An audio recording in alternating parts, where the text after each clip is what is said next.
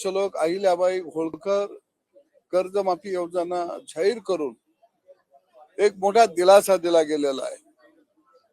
हे राज्य शेतकऱ्यांचं आहे, हे सरकार शेतकऱ्यांच्या पाठीशी आहे.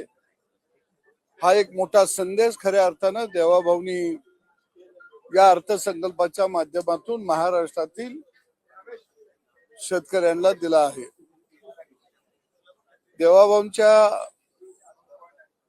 काळातली ही दुसरी कर्जमाफी योजना आहे. सुरुवातीला ते ज्यावेळी मुख्यमंत्री झाले त्यावेळी छत्रपती शिवाजी महाराज कर्जमाफी योजना जाहीर केली. 1.5 लाखापर्यंत शेतकऱ्यांना पीक कर्ज त्यावेळी माफ केलेलं होतं. आणि यावेळची कर्जमाफी योजना ही त्यांच्या काळातील दुसरी योजना आहे.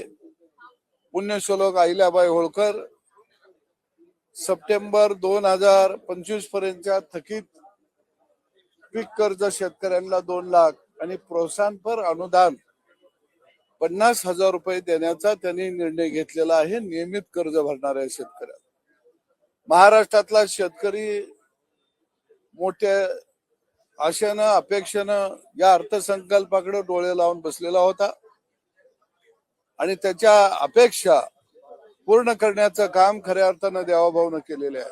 या माध्यमातून गाव पातळीवरच्या विकास सोसायट्या ह्या कर्जमुक्त होणार आहेत.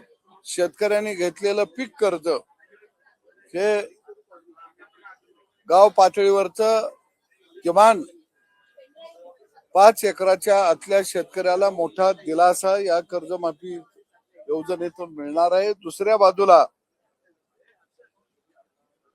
कृषी कृत्रिम बुद्धिमत्ता धोरण या ठिकाणी जाहीर करून शेतीला गतिमान करण्याचं काम या अर्थसंकल्पातून झालेलं आहे. आणि मुख्यमंत्री बळीराजा पानंद रस्ता योजना ही शेतकऱ्यांच्या दृष्टीने फार महत्वाची योजना होती. याही योजनेला मोठ्या प्रमाणामध्ये निधी देऊन तिला मान्यता देण्याचं काम आजच्या या अर्थसंकल्पातून झालेलं आहे.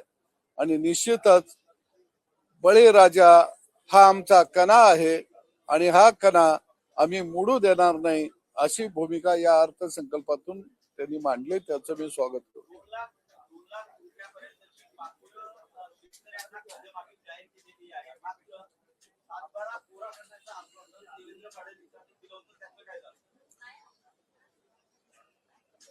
विकास सोसायट्या किंवा कोऑपरेटिव्ह बँका, नॅशनलाइज बँका यांच्या माध्यमातून शेतकरी पीक कर्ज घेत असतो आणि हे पीक कर्ज सर्वसाधारणपणे 2 लाख ते 5 लाखाच्या घरात असतं.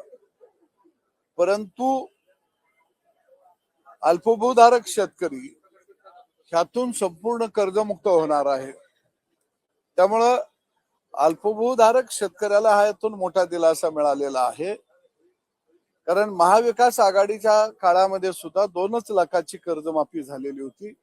त्याने प्रोत्साहनपर 50,000 रुपये देतो म्हणले, परंतु ते पैसे महाराष्ट्रातल्या शेतकऱ्याला दिले नाहीत.